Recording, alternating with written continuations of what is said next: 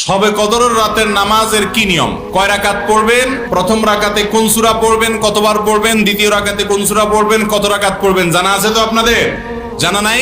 একজনও জানেন না? ইন্না লিল্লাহি ওয়া ইন্না ইলাইহি রাজিউন। হাজার হাজার মানুষের বিশাল সমাবেশ, আপনারা একজনও শবে কদর নামাজের নিয়ম জানেন না?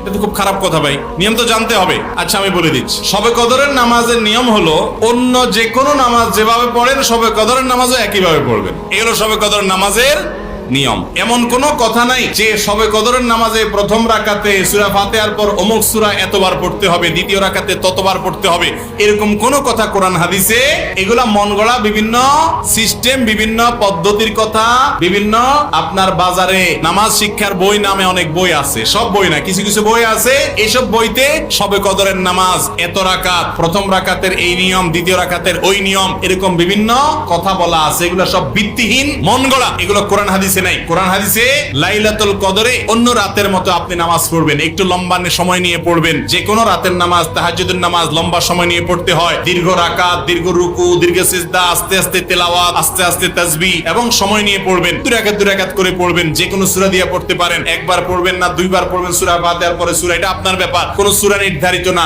আপনি লাইলাতুল কদরের একটা জিনিস নির্ধারিত, সেটা হলো একটা দোয়া হাদিসে বর্ণিত হয়েছে। আম্মা জানা আয়েশা রাদিয়াল্লাহু তাআলা আনহাকে নবী করিম সাল্লাল্লাহু আলাইহি ওয়াসাল্লাম শিক্ষা দিয়েছেন, তুমি যদি লাইলাতুল কদর পাও তাহলে দোয়া করবা। কি দোয়া? আল্লাহুম্মা ইন্নাকা আফুউন তুহিব্বুল আফওয়া ফাআফু আন্নী। আল্লাহ আপনি ক্ষমাশীল, ক্ষমা করতে ভালোবাসেন, অতএব আমাকে ক্ষমা করে দেন। ক্ষমা করতে ভালোবাসেন, অতএব আমাকে ক্ষমা করে দেন। এই দোয়া পড়বেন লাইলাতুল কদরে। এছাড়া আল্লাহর কাছে যে কোনো দোয়া করবেন, দুই রাকাত করে নামাজ যতটুকু পারেন তৌফিকে কুলা পড়বেন। কোন সূরা কেরাত নিয়ম নির্ধারিত নাই। সারা রাত আপনি দোয়া করবেন, ইবাদত করবেন।